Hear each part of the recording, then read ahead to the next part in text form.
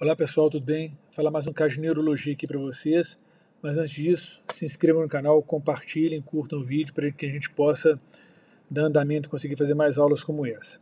Bom, esse caso aqui é um caso muito interessante, que o paciente relata de perda de força e fala, tá? Perda aguda.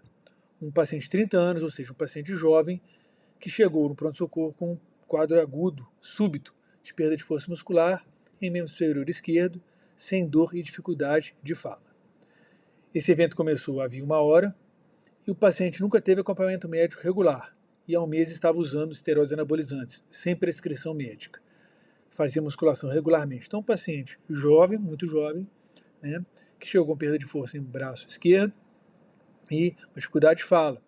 E ele estava fazendo uso de esteroides, comprou de forma própria e fazia musculação. Os pais dele eram saudáveis, não tinham comorbidades, negavam de outras medicações, não fumava, não bebia, não tinha uso de drogas relatado, enfim. Então, um paciente teoricamente saudável, vamos dizer assim, né? Então, no exame físico, o paciente hipertenso, chegou hipertenso, pode ser pelo evento, mas também pode ser por uma hipertensão primária, tá? Uma frequência cardíaca regular, não tinha sopros, não tinha arritmia cardíaca, então um paciente que a gente fica mais tranquilo em relação do ponto de vista cardiovascular. Mas a gente não pode subjugar esses casos, porque é um paciente jovem, não tinha alterações respiratórias ou abdominais. Estava acordado, lúcido, tinha uma emparesia esquerda e uma disartria. Então, o paciente acordado, lúcido, respondia o comando, falava o nome com dificuldade, falava que dia que era com dificuldade, então sabia onde que estava, então não tinha uma orientação temporal, uma orientação espacial legal, não conseguia levantar o braço nem a perna e tinha uma dificuldade de fala. O lado direito funcionava normalmente, então a gente fez uma escala, né, que é uma escala internacional chamada NIH, que é da National Institute Health Stroke Scale, que tinha um NIH de 15. Então é um evento que é assim, que causa uma incapacidade importante nesse paciente se a gente não tratar de forma adequada. Então, um paciente que perde força agudamente, né, de uma hora para outra, chega 1 hora no pronto-socorro, né, após o evento, então a gente tem que fazer alguma coisa. Lembre-se que no cérebro, quanto mais tempo sem oxigênio fica, pior é para esse paciente. Então, qual que é o diagnóstico desse paciente? Até que prove o contrário, um paciente com déficit motor agudo, né, com a perda de força, com alteração de fala, com NAI de 15, a gente pensa em AVC, né, por mais que seja muito jovem. Por quê? Primeiro, o AVC, né, a gente tem que tratar numa janela curta, de 4 horas e meia, do início do evento. O início do evento começou a 0 horas, até 4 horas e meia a gente pode tratar com a medicação venosa. Depois, se por um acaso der certo, fazer uma trombectomia mecânica, que seria um outro caso. Mas o importante é que 90% das causas são tratáveis e preveníveis. Neste ano, 12 milhões de pessoas sofreram AVC. É muita gente. 80% são do tipo isquêmico, então, se a gente for pensar na maioria das vezes, é um AVC isquêmico. 20% hemorrágico, por mais que o paciente seja jovem. É a primeira causa de incapacidade, ou seja, esse paciente vai deixar de dirigir carro, vai deixar de fazer a musculação que ele gosta, vai talvez sair do mercado de trabalho, então pode entrar em depressão, 30% dos casos entram em depressão. É a segunda causa de mortalidade, perdendo só por um infarto.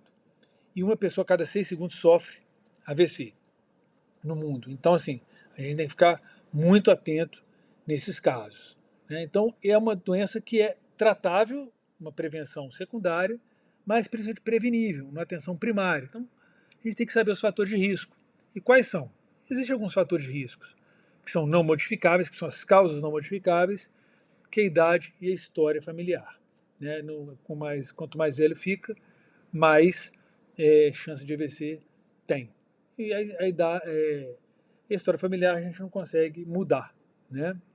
Bom, e as causas modificáveis?